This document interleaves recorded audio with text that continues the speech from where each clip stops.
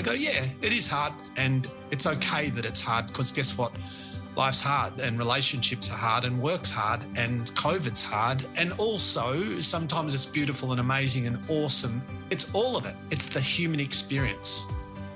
Hello, I'm Dr Jodi Richardson, and you're listening to, well, Hello Anxiety, a podcast where we end the struggle with anxiety and build our toolkit of practical skills to thrive. I am so excited to introduce today's guest. You may be familiar with our guest today. You may recognise his voice if you've listened to his daily podcast, The You Project. Our guest today is a leading Australian presenter, writer, author and educator. And he specialises in a whole range of areas related to health, wellbeing, including high performance, stress management, and personal transformation. He calls it as he sees it. He's a regular contributor to Australian media and an exercise scientist who's worked with the who's who of elite Australian and Olympic sport. He is none other than the one and only Craig Harper, who is also currently undertaking his PhD. So, Craig, I don't know what you do in your spare time, but you're obviously sharing some of it with us today. I do what I can, Dr. Jodi. I feel like I lie down after that intro. I feel tired just listening to it. That's when you're very old, you get to do a lot of things. So I'm very old, so that's why it's so long. But you know what I love? I didn't even know the name of your podcast till I just heard it. What a great name. Well, Hello Anxiety. I love that. I love that. Thank you. You know, the way I want to talk about anxiety on this podcast and with different guests is about changing our relationship with anxiety, because we tend to turn our back on anxiety and want to run like hell in the other direction.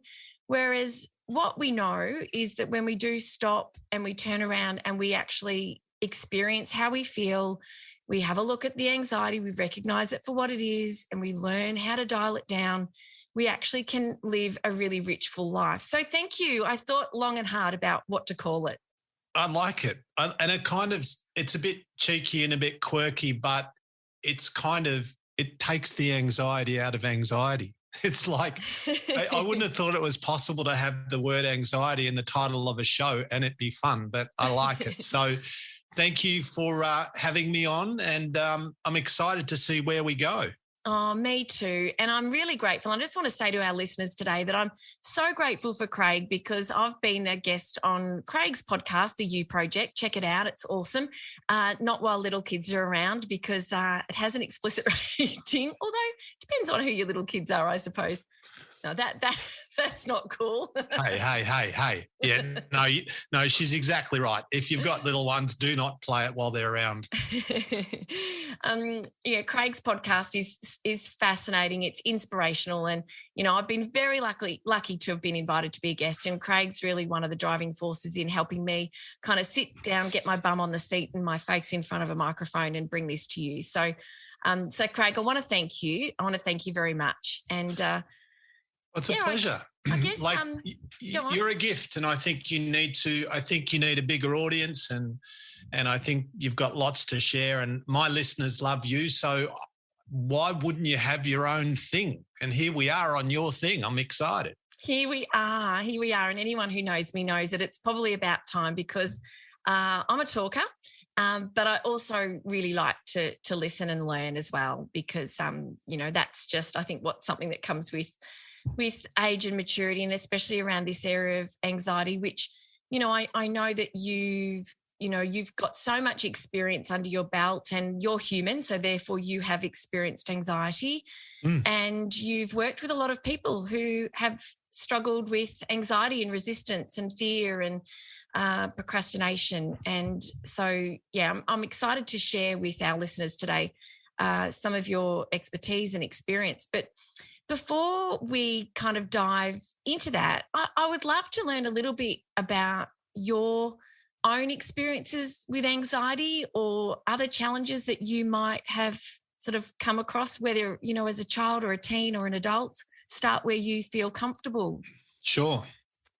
Well, for me, I think because I grew up being, in my words, nobody else would say this because people don't want to be mean, but I felt distinctly unspectacular growing up because I was and there's no self-pity in this. I actually enjoyed my childhood, but, I was the fat kid. I was the fattest kid in my school. My name was Jumbo. Literally that's what everyone called me, which I know it seems horrible, but it actually, even my best mates called me Jumbo. So, but I got used to that. So that was cool. And, I wasn't a great athlete. I wasn't an academic. I wasn't a social standout. I was kind of Captain Mediocre. And I think out of that came a stronger desire than perhaps other kids my age to want to be accepted or to belong, or maybe it was very standard, I don't know, but to fit in and to even find a way to stand out or excel, because I was, innately insecure and didn't think a lot of me. So, but I think that's a very common teenage experience. I don't think I was a unicorn in that space. So the self-doubt, the self-loathing, the, not good enough itis, all of that kind of stuff. But, I honestly think that, now I'm, 100 years later, a bit of it still exists, and I'm always talking to men and women about being able to, coexist with your self-doubt and your insecurity and your periodic or occasional or frequent anxiety or, bouts of depression and all of those things.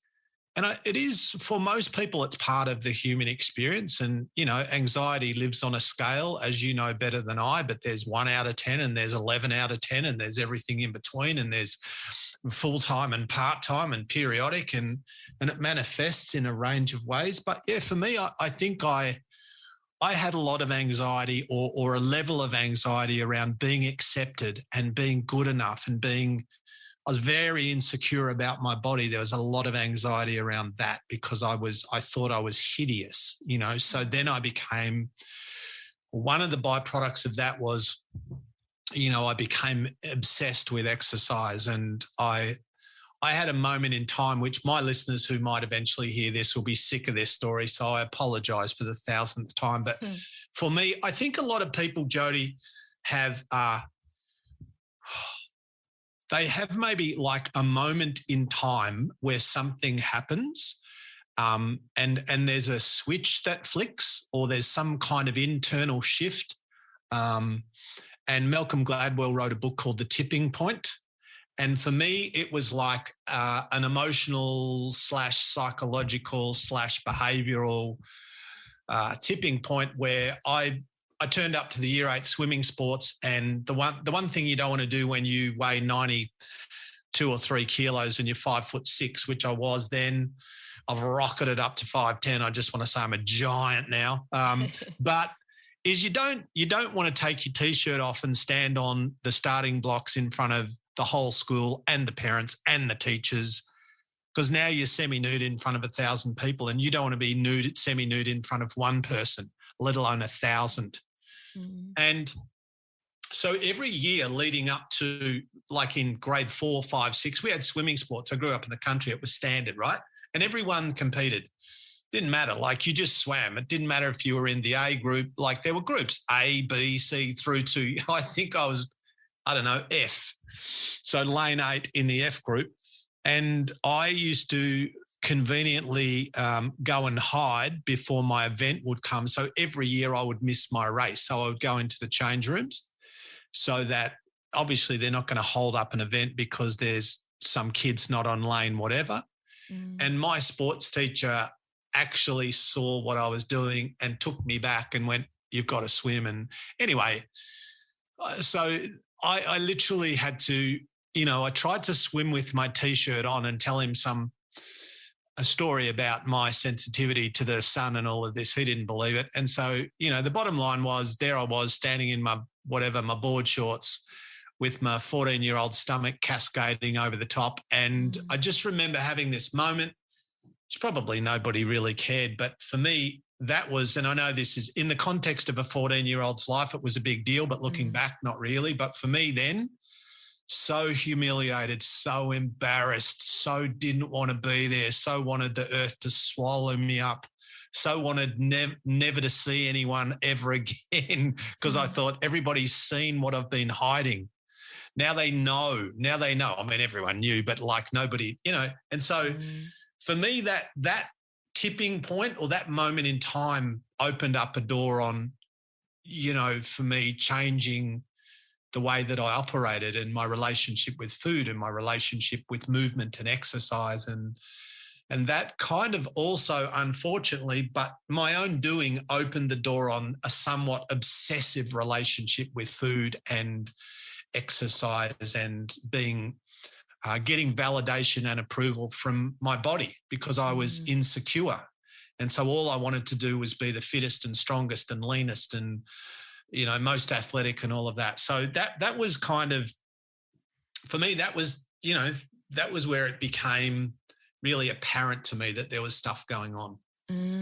If you could, thank you for sharing that. And I picture you and as a mum too, of a 13, as it stands today on Friday the 13th of August, a 13 and an 11-year-old, my heart goes out to you because I can only imagine what that must have been like for your mum, Mary, and for your dad to know that, did they know that you were going through that? Did you share that? No, we didn't really have, look, my mum and dad were great, God bless them. But they grew up in a very different, I don't want to open the door I'll open it as wide as you want, but I don't want to bore people. But my mum and dad grew up in a really hard time. So I had my own bed. I had my own bike. I had meals. I had no violence in my house. I had a school. Compared to their upbringing, my upbringing was Hollywood, right? Yeah. So the idea of emotional support, even though they loved me, but it wasn't a very loving, warm, touchy-feely, huggy, you're awesome household. It was like my mum's mum died when she was born, so she never had a mum. She never had nurturing. Literally giving birth, she passed away. So my mum never knew a mother's love. My mum never had a maternal influence. My mum and the stepmother that she ended up having wasn't that. And so my mum got sent to a boarding school, I should say, at 4. And then so she grew up alternating between her grandmother on a farm being there and being in the boarding school. And my dad was one of 6 boys growing up in the Depression in a not a very great household either. We'll just leave it at that. It wasn't the warmest, safest, most nurturing environment. So compared to their childhood, my childhood was amazing. And so I think sometimes, you can look back and I can go, oh, yeah, this happened and that happened. But I can honestly say that there weren't too many horrible people in my childhood. And a lot of the pain that I felt was really self-inflicted. But I can look back now as an older, hopefully wiser, more mature and educated man and realize what was going on. But also still as a 57-year-old dude that does lots of stuff and has done lots of stuff and as life has gone okay, and I'm really very happy and fortunate and blessed. But, that insecurity and that self-doubt and that fat 14-year-old kid still lives somewhere. And this is going to sound weird, but for me, I feel like, I said this recently in a conversation, I feel like for me, my mediocrity was a gift because it compelled me to work hard. Right? For me, it was like a drive. I think if I was really talented and I had awesome genetics and I had a super high IQ and I had all the resources and I had a cheer squad, I wouldn't have become as resilient and as strong and as proactive and productive as I became because I was never going to accidentally succeed or fall on my feet. That was never going to happen. So I just developed a work ethic from a young age. You did, and you've carried it right through. You're still training, exercising, and I know that you talk openly about your relationship with food and that it's something that you are mindful of and you have that self-awareness. And, one of the things that, you've just raised is the idea that, we can experience some really difficult times in our life. And, as you said, you say mediocrity was a gift. and that it really shaped the rest of your life moving forward once you had that sort of moment in the sun, so to speak, the day that you were made to stand in front of the blocks and swim at the swimming sports. And I know that, people listening, may be listening to learn a bit more about anxiety in general, or about stress management, or about parenting and looking after their kids. And it's so painful and difficult as a parent looking after a child who's struggling.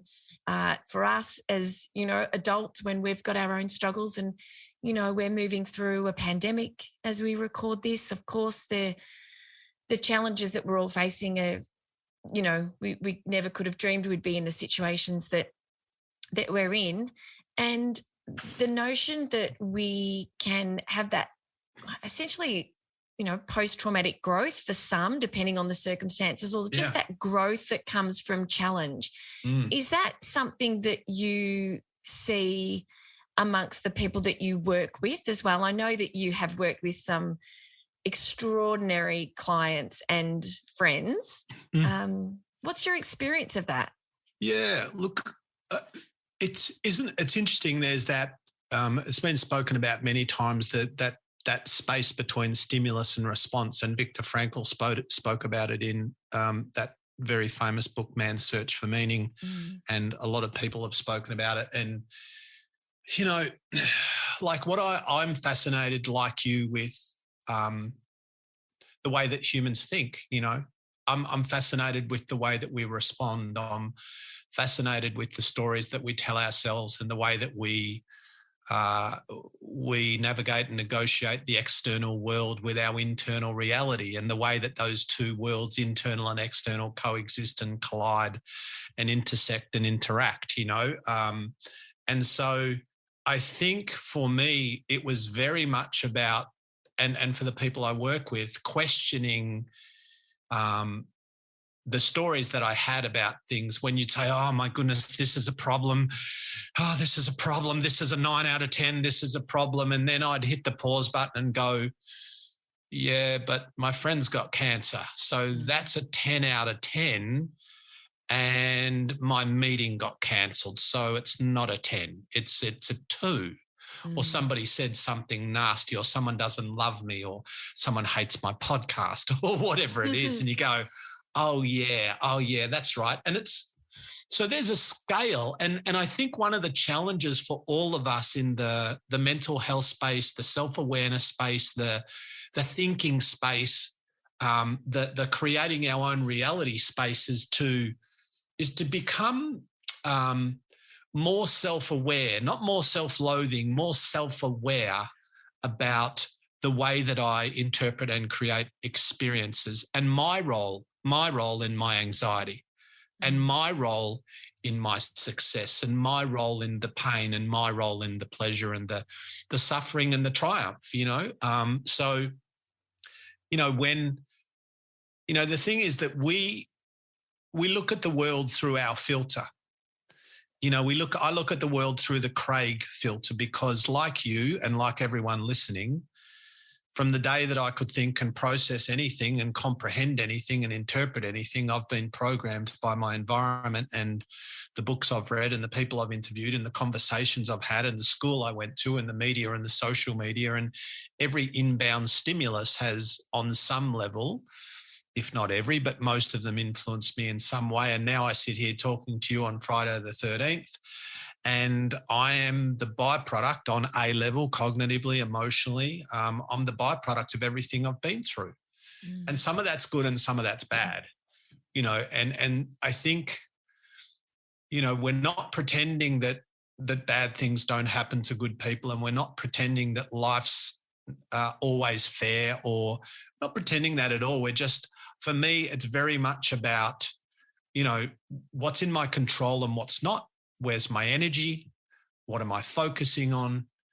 Is this thing that I'm winding myself up over, is it really a 9 out of 10 challenge, problem, issue, catastrophe, or is it a 2 and I'm turning up the volume? And so these are the conversations that I have with people. And also when some people go to me, oh my God, it's so hard. I go, yep, And guess what? That's okay. And they're like, what? I go, yeah, it is hard. And I acknowledge it's hard and it's okay. It's okay that it's hard because guess what? Life's hard and relationships are hard and work's hard and COVID's hard and getting in shape's hard and staying in shape's hard and dealing with criticism is hard and, and also sometimes it's beautiful and amazing and awesome and it's all of it. It's the human experience, so there's I think also there's this this coexistence, this simultaneous coexistence of what we're feeling in the moment, which might be self-doubt or self-loathing or anxiety or fear. There's that emotion, but also sometimes what can coexist is the knowledge that I'm actually okay because I've been here many times before. I've felt this before. I didn't die. Here I am. This is anxiety number 1042.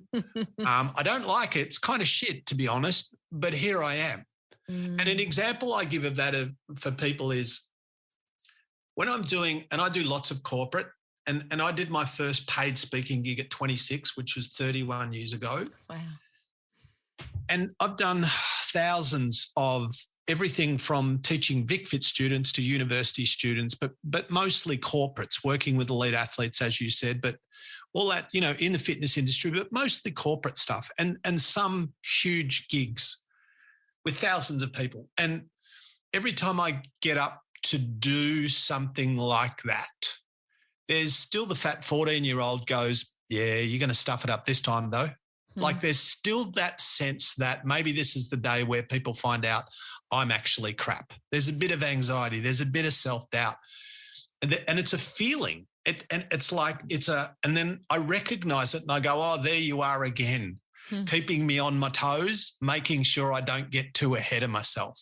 And so for me anyway, and I don't know if this is clinically a good idea, I'm not a psychologist, but for me, a little bit of self-doubt and a little bit of anxiety and fear for me, I don't mind it. Kind of keeps me grounded, kind of keeps me humble because I don't get ahead of myself.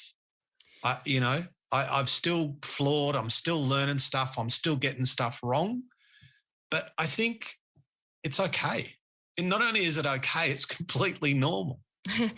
It is completely normal. And, when you are going out to present and, to educate and inspire and hopefully, evoke some change in the lives of the people that are lucky enough to be with you that day, it's really meaningful to you. It matters. And, when we put ourselves, in the midst of something that really matters, it can make us feel, challenged and anxious. And if we don't care, then we don't care. And so sometimes I think how we feel is sort of proportionate to a certain extent as to how important it is that the situation that we find ourselves in.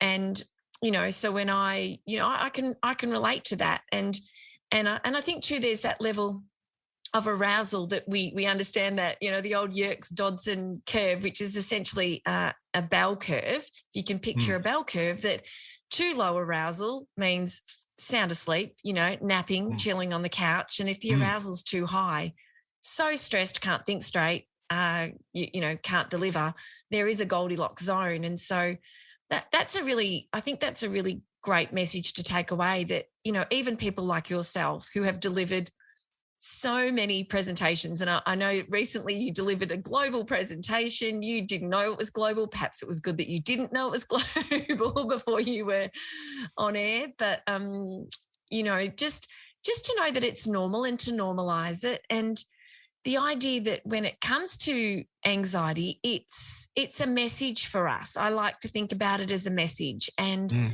it's there for us to stay safe. That part of the brain detects information and is there to alert us to any danger. And our brain is constantly scanning our environment. And to know that someone like you who's, had so much experience and done it time and time and time again, still feels that way, sends a message to people in a couple of ways. Number one, it's completely normal. Number two, if you're waiting for that feeling to go to do what you really want to do, stop waiting. It's not going to go. And, third, you can feel like that and you can actually still get up there and do what you're meant to do. And 100%. Yeah. And it's like when people go, oh, I'm feeling like this and this, I go, yeah, okay, well, that's appropriate. That's probably the right, or maybe not right or wrong, but it's completely understandable that you feel that. And so that's okay. Let's go with it. And it's, I've done lots of great stuff, written books, worked in telly, worked in radio, all these cool things. And that for me, that insecurity and that self-doubt and that imposter syndrome, which all kind of interweaves with a bit of anxiety and self-doubt and all that stuff, that never totally disappears for me. And I'm glad because I the other thing too, Jodi, is in this space where I used to worry so much that I'd get found out that I was actually no good, right? I used to think for a long time, I've just been really lucky because nobody's actually figured out what a moron I am, right? Nobody's actually figured out I'm just an ex-fat kid from Latrobe Valley who's been really, I've scammed everyone, right, for so long, but it's just a matter of time before I'm found out, right? And then when I started to, I'd talk to people and they'd tell me how they felt. And then I'm like, well, I feel exactly like that too, but I don't tell. And then they'd tell, and then in the end I would go, yeah, I feel that too. They're like, what? I go, yeah, me too. They're like, you? I go, well, yeah, yep. And, like I've worked with, as you said, very high profile, wealthy, famous entertainers, actors, athletes, all that stuff, right? And the general public and blokes in prison and addicts and alcoholics and a broad cross-section of humanity. And I loved all of it, right? But we're all humans. Doesn't matter what your job is. Like what your job is not who you are. It's just what you do. And we think that, the dude who's done this or looks like that or the lady that's achieved that or owns that or, is a multi this and that. Yeah, also known as a human, right? We confuse what people have done and achieved with their humanity. And the humanity in all of us is we are physical, mental, emotional, depending on your belief system, spiritual creatures. We're social, we're interactive, we're complicated, we're simple, we're beautiful, we're catastrophes, and then it's lunchtime, right? This is us. And the more that I stop trying to impress people, which I so tried to impress people for a long time because I was so insecure and I wanted approval and I thought I wasn't good enough.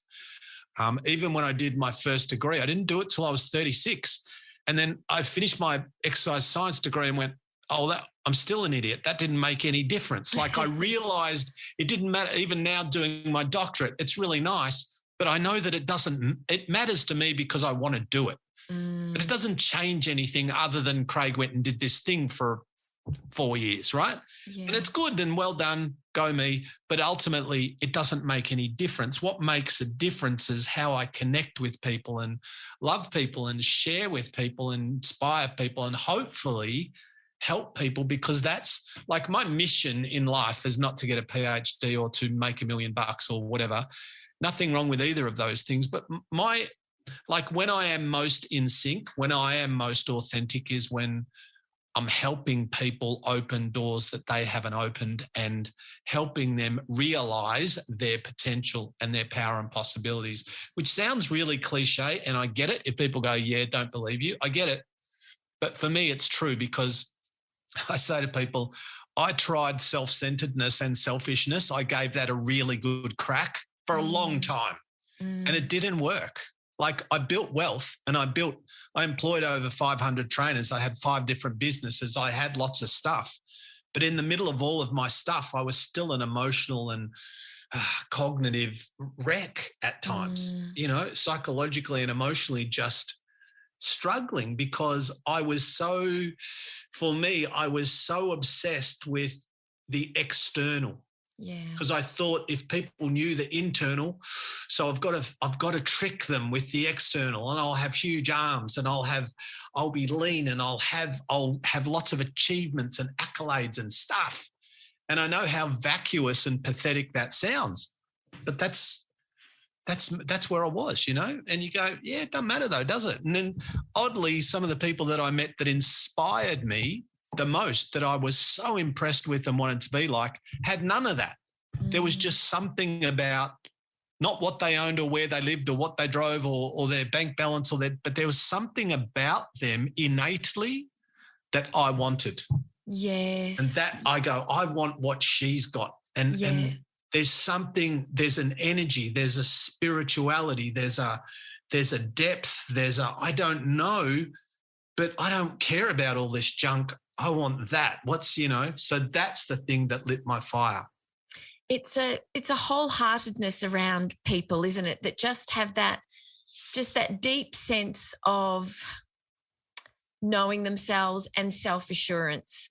And I think, you know, what you've explained, people will relate to, because we all feel like that. You know, we all have our different version of, you know, not feeling good enough and not being enough or not having enough. And, you know, I think, you know, you kind of came full circle, didn't you, in that you acquired and accumulated and learned that that's not, you know, what actually fulfilled you and gave you a sense of real purpose and meaning. And, you know, it takes me back to, you know, and you know, you said it sounds vacuous, and, you know, it doesn't. It sounds honest and open and vulnerable, and I appreciate that. And, you know, I remember when I was teaching and I was still living at home, bit embarrassing, but I did stay home a little bit too long. I did pay board, but I had this disposable income. I was a full-time teacher. I was living at home paying board, and I bought myself a shiny red coupe. I spent money on things because I could, and I hadn't really up until then felt like I could comfortably buy the things I wanted. And it was partway through my work as a teacher that I experienced my bout of depression, and was so low that I didn't care if I didn't wake up. That's how low I was. I would never have hurt myself. I knew that. But I knew that if I didn't wake up, I did not care. That's, you know, a person can't get much lower than that. And, you know, after I healed from that with a lot of professional help and family support and, you know, a lot of work, my life was very different. It's kind of like a before and after. And I know that you reflected on your time at the swimming sports as a bit of a, you know, a moment in time. And I distinctly remember coming through depression and just feeling like I had the world at my feet with a very, very different lens to look at it through. And I didn't care about stuff. I did not care. My next car, I think my next car was a Volvo station wagon. Super sexy. Which is, you know, so cool. Because I ended up, you know, moving in here with Peter, who I eventually married, and we had a couple of dogs, and I just looked at the world very differently. And, you know, we can look at that. There is actually research, which I'm sure you've come across, and it's Sonia Lyubomirsky published this research some time ago, and it's been quite controversial, but it's essentially what a lot of people refer to as the happiness pie. And it's not as cut and dry as this, shall we say, but the pie essentially had three sections. One was a 10% wedge, one was the 40% wedge, and the other was the remaining 50%. And the 50%, and it's called the happiness pie, attributing our happiness to our genes and upbringing. 40% was, you know, really essentially how we think and what we do. And the 10% was circumstances. And, you know, this comes from research into happy people and what is it that they've got going on that, you know, contributes to that happiness. And the proportion that was our circumstances, you know, car, house, job, physique, health, relationship status, parental status, etc., contributes much less than we might give weight to in terms of our efforts to become happier by doing more and getting more. You know what's interesting is, okay, so I love that. And that makes so much sense, right? You think about, so when we talk about, situation, circumstance, environment, car, money, title, all external things. When we talk about happiness, joy, anxiety, pain, pleasure, hope, joy, depression, all internal things. So I believe most of us, not all, but most of us were born into a lie. And the lie is this, Craig: success is about stuff. What you have, what you earn, what you own, what you drive, where you live, what people think you, your brand, your status, your Facebook likes, your Instagram likes, your business turnover, your P&L, your this and that. I grew up in that mindset because my mum and dad grew up in that mindset and they came from poverty. So I completely understand it, right? But you go, okay, and then you get to a point, and of course there is, if you're a billionaire and you're living on a yacht in the Bahamas, well done, right? Great, well done. Nothing wrong with that. Thumbs up, go you. Or if you're living in a mansion looking at the ocean, also well done. Nothing wrong with that. But what's missing, in my opinion, my observation, Your Honour, my anecdotal evidence over time, is what most people are lacking is not stuff. Yet we have a stuff obsession. And so, like, one of my experiences, and I've had many like this, is I would work with somebody who would say something. Remember my background as a trainer, exercise scientist, blah, blah, blah. Someone would come in and say, I want to lose 20 kilos. And you go, all right, why do you want to lose 20 kilos? Oh, well, because, I want to be able to play with the kids and not have back pain and get out of the car without struggling and wear different clothes and all that. Whatever, cool, no problems, normal. And why do you want to do all of that? Well, I want to be happier, right? So there's invariably people set a goal, whatever the goal is: more money, bigger house, different job, different situation, less weight, more muscle. The common denominator is, when you work through all the layers, what they really think is that thing is going to make them happy or happier. Now, the amount of people that I worked with that would lose 20 kilos and go, no, this is not it. I need to lose 5 more. Then they lose 5, then they'd go just 2 more. Then they lose 2, then they'd just go just 2 more, right? Because while obviously losing weight for some people, depending on where they're at to begin, is a good thing biologically, from a health point of view, all those things, right? And no judgment of character, just talking about physiology. But eventually what would happen, or we could equate it to, I'm earning 50 grand, I need to earn 60, then I earn 60, it's not enough, I need 70, and now I need 200 or whatever.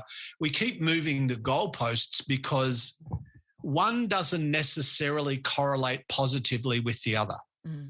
And so we all know, you and I and people listening to this all know people who, from the outside in, they are living this marvelous existence. They are living in Hollywood. They are living in a Disney movie, but in the middle of their Disney movie, they're anxious, they're stressed, they're not sleeping, they're medicated, they're unhappy, they're disconnected, they're fearful, they're depressed, right? And you go, oh, so one doesn't equal the other. Now, that's not to say that one causes the other either. But it's like, when I was growing up, nobody said to me, okay, there's this thing called mental health. Like, nobody said that. Nobody said, okay, Craig, so what's going to happen? I don't blame anyone, but this was 100 years ago, by the way, so what's going to happen is you're going to have good and bad days. You're going to be a bit anxious. You're going to be embarrassed. Things are going to work. Things are not going to work. Some people are going to hate you. Like, no one told me that. People are going to, hate me? And by the way, some people will hate you, criticize you, that have never met you. No. Yeah. And especially when you get a little bit of a profile. I had a guy send me an email last year, and he said in the email he wants to fly me over an active volcano and drop me in, right? God. This is a guy I've never met because I'm full of shit and whatever, all that stuff. I'm like, well, dear Bob, thanks for your feedback. God bless you. Have a great week, but this is, bad things happen to good people. Life is tough. But in the middle of that, we need to try to navigate ourselves through the good and the bad, but also I think understand the duality of what I call anyway, the duality of the human experience, which is the world that we inhabit, the physical three-dimensional world, and the world that we live in, which is that internal space of thought and feeling and emotion and pain and pleasure and joy, and but like you were kind of inferring before, when I was 30 years old, I had 5 businesses and at that stage about 100 staff, and I was making more money than I thought I would as a fat kid growing up in Latrobe Valley. I thought I would get a job and work in the job and then die when I was 60. I don't know why I thought that, but I thought that was my lot. And then when things didn't work out like that, it worked out differently and better. The interesting thing was, and I wasn't miserable, but for what was going on in my life, it certainly didn't correlate powerfully to happiness or joy. I'm like, oh, wow, I'm ticking all these boxes. I'm doing all this cool stuff. But in the middle of it, I'm not sleeping and I'm not really happy. I'm really good at acting happy because I'm a good communicator and I can turn on the happiness show. And that literally, when you own gyms, when you talk, so I would go out, I would play a role. I mean, I wasn't fraudulent in that I was saying what I believed.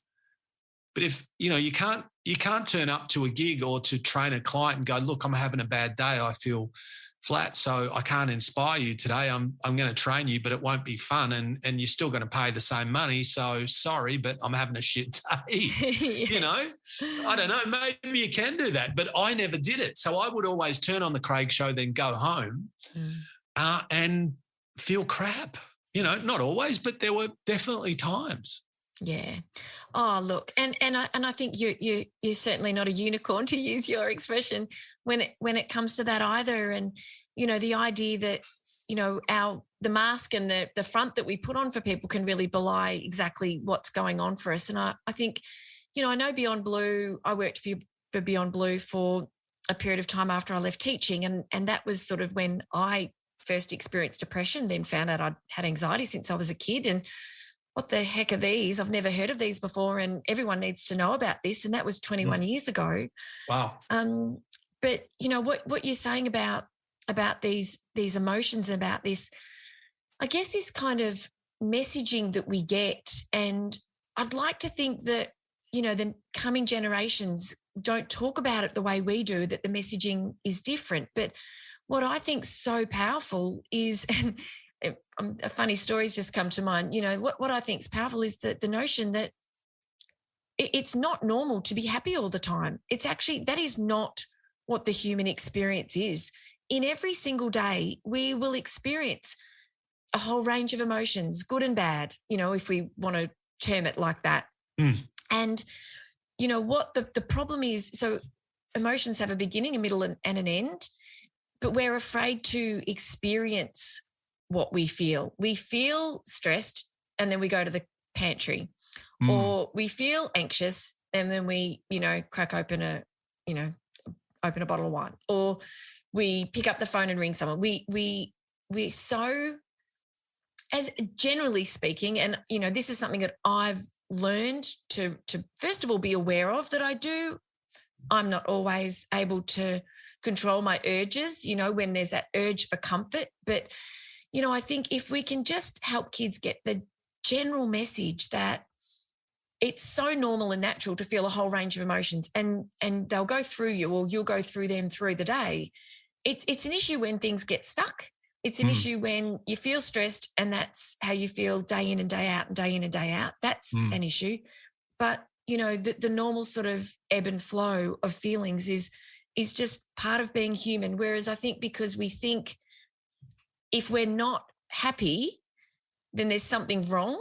We have to fix that. And what could that be? Could that be, a lady at a presentation I delivered once, I was talking about happiness and I said, if it could be new cushions for the couch, and that's a temporary high. We get that burst of dopamine but then it settles down. And she said, if only she'd known buying all this stuff wasn't going to help, because you can spend a lot of time and energy and money looking for happiness in all the wrong places. And, it's, I I think that's, that's part of really why I wanted to start this podcast, is because I feel, through my own personal experiences and so much of what I learn and continue to learn, that, we do adapt to the things we get, and it's okay to feel happy about getting a new jacket, or, if the kids get a new skateboard or something, but just not to put all our eggs in that basket and not have that expectation that this is the answer.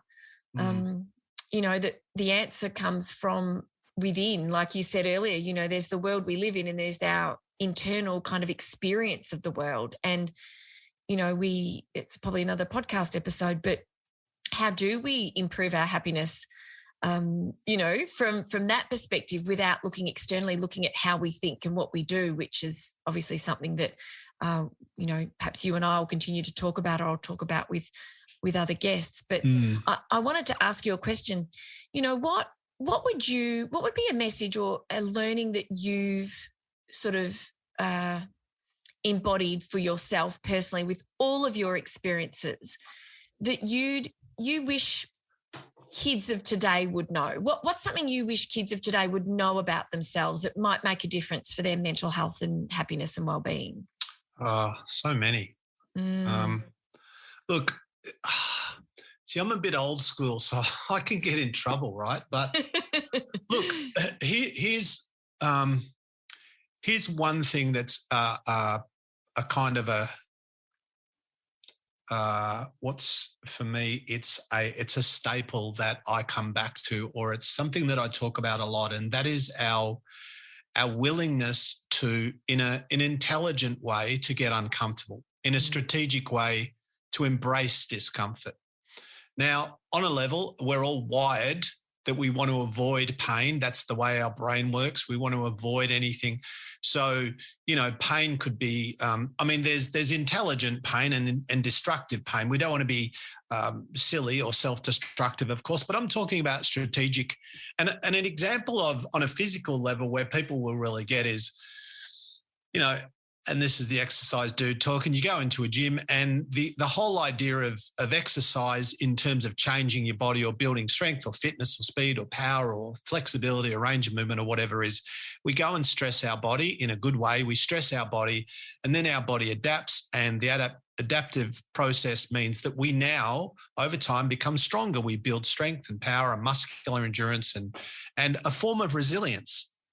But if I'm always choosing comfort, I'm actually in the moment doing what suits me, kind of, but over the long term, I'm putting myself at a massive disadvantage, because when the shit hits the fan, and the shit will hit the fan in whatever level, now I have no strength. Now I have no resilience. Now, because I've always chosen the quick fix, the instant gratification, the easy path, the comfortable option.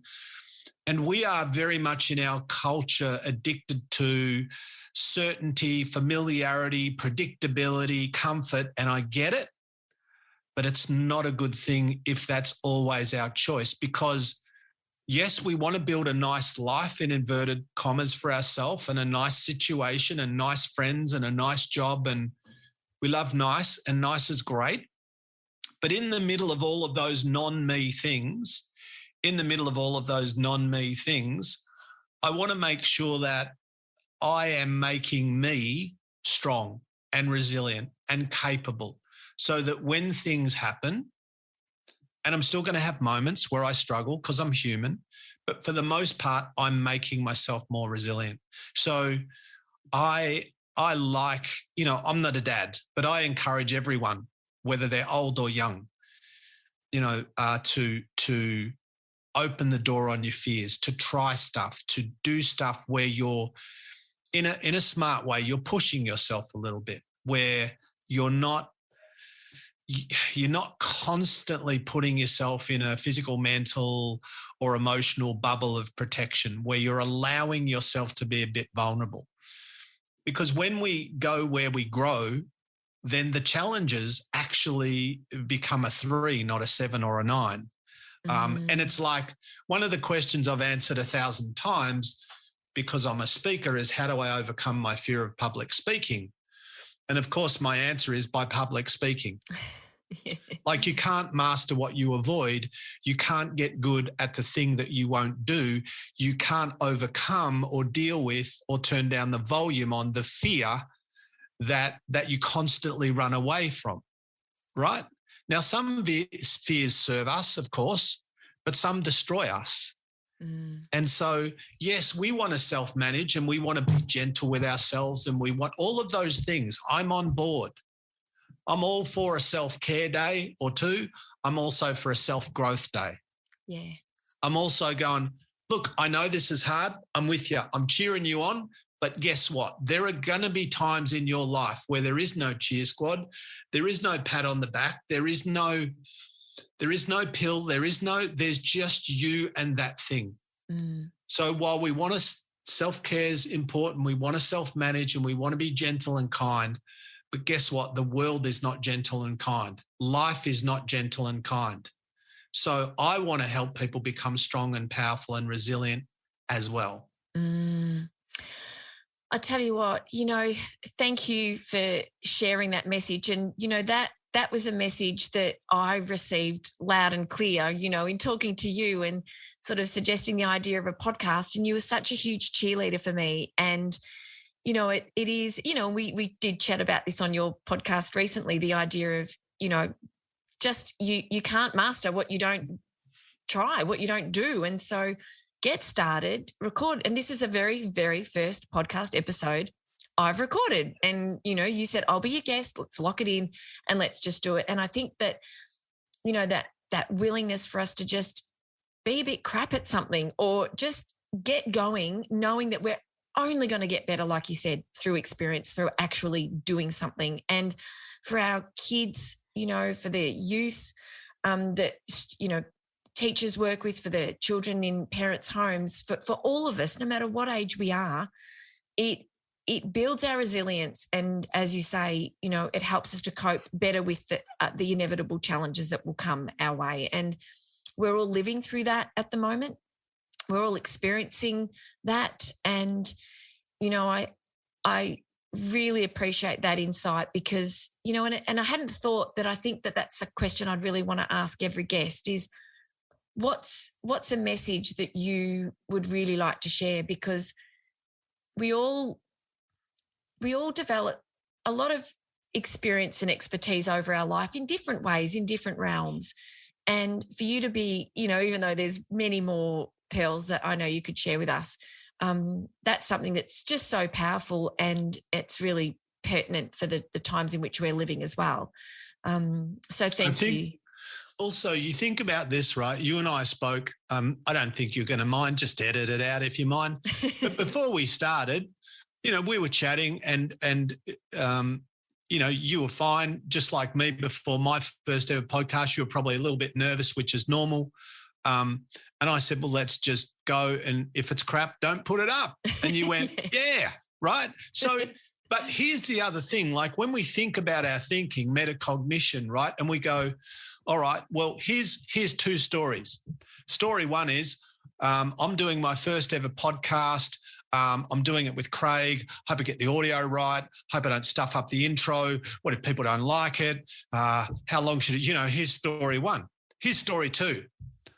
I'm having a chat with another human about stuff that I've spoken about 1 million times. The end. Yeah. Right? Like it's all about, which is literally you are talking to someone that you know quite well by now about things that we both talk about a lot.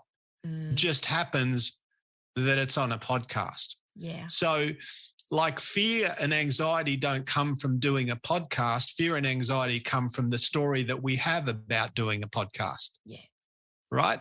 So if you and I were having a cup of coffee, you wouldn't be driving down to see me or me to see you and we're going, oh, gee, I wonder how I'll start, or I wonder how long, but by the way, you're very, very good at it. And my first podcast was definitely nowhere near as good as your first podcast. So, it's amazing. And I think, I genuinely think, and I was cheering you on and you were going to do it anyway. But, we all do need, we need a cheer squad I'm going to say this. We need a cheer squad. We need people who encourage us, but sometimes we need what I call an unreasonable friend. Right? Yeah. And I'm going to be your unreasonable friend, because by that I mean someone who cares about you and wants to see you do great. But you don't need a fan club. You don't need a ribbon. You don't need a trophy. You're a grown woman. You don't need a pat on the back every time. And I know you don't want it, right? But what I'm saying is sometimes we need someone to go, come on, Jodi. Come on, Craig. Come on, mate. You've been going around in circles, Craig. Come on. You can, what is the deal? And you go, yeah, no, yeah. And I have people who call me on my crap or who I know when I'm deflecting on. I know when my reason is not a reason, it's actually an excuse, right? And so I think that willingness just to go, well, I'm going to do my first whatever. I'm going to do my first online program, or I'm going to do my first fun run, or I'm going to do my first podcast, or whatever. It doesn't matter. Of course, this is the thing, and I think this is one of the challenges for people who fall somewhere in the perfectionistic kind of spectrum or space, I should say, or on the scale, is that they want everything to be awesome. But I always say to people, and you'll relate to this, everyone starts everything as a white belt. Yeah. Nobody starts anything as a black belt or a brown belt or a blue or a purple or whatever discipline you're doing, right? And so everything that I have done at the start, I was pretty crap at it. And then, guess what? You go, all right, well, I'll just keep training. I'll just keep showing up, and I'm going to put my ego to one side. And if everyone at the dojo, either the literal or the metaphoric dojo, if everyone's better than me, that's awesome, because I'm hanging out with people who will drag me up. Yeah. I always want to hang around people that are smarter, better, more evolved than me, because I'm going to learn and grow. And that's the thing, is when you go, I'm a student, and even I do lots of teaching, coaching, talking. How I truly feel is 80% student, 20% teacher. It's truly how I feel. I'm much more interested I'm interested in teaching. I love it, but I'm more interested myself in learning and understanding. Yeah. And evolving that way. So well done you. Oh, Craig. Look, it's a perfect place to wrap it up. I just want to say thank you. Thank you for lots of reasons. But, primarily for locking this in, getting this done. And honestly, I've just so loved chatting, and I really, you've got so much to share with my listeners. And, I've been very grateful to be able to be a part of your podcast as well. And, it's given us all a lot to think about. And like you, I love learning, a lifelong learner, and, really excited about continuing this podcast journey, and would love to have you back if you'll come back and join us another day.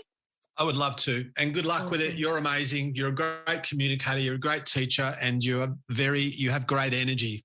And there's something about you that's very attractive. I mean that in a nice sense. There's something about you that's magnetic, and you are very compassionate, and people love being around you and listening to you. So I know you're going to kill it. So congrats on episode 1, whether or not this goes up 1st or 10th, doesn't matter. But for your first recording, congrats, and enjoy the journey. Enjoy the podcast journey. You're going to kill it.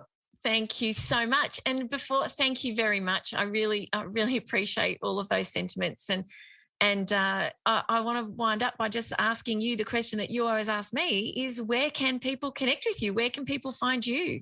Yeah, just drop over to my house. Yeah, everyone just lob over. I'll give you the address. I'll give you my phone number too. No, don't do that. Just go to craigharper.net. You can find out all my stuff there. Or follow me on Whiteboard Lessons, at Whiteboard Lessons on Instagram. Follow me there. Yeah. Unless you're having an aversion to swearing, definitely don't follow me there. Follow me at Whiteboard Lessons, and you can find all my other stuff at craigharper.net. Yeah. Thanks, Doc. Awesome. Thanks, Craig. Thanks so much. Loved it. I'll see you soon. See ya. Thank you so much for joining me for this week's episode. If you enjoyed it, please subscribe and leave a review. To keep the conversation going, I'd love you to join me over on Instagram. you'll find me at Dr Jodi Richardson. Also, if you'd like a copy of my free 5-day mini email course, Calm Your Anxious Brain, then jump over to my website, drjodirichardson.com, and you can sign up down the bottom. I've really enjoyed having your company. Thanks so much. See you next time.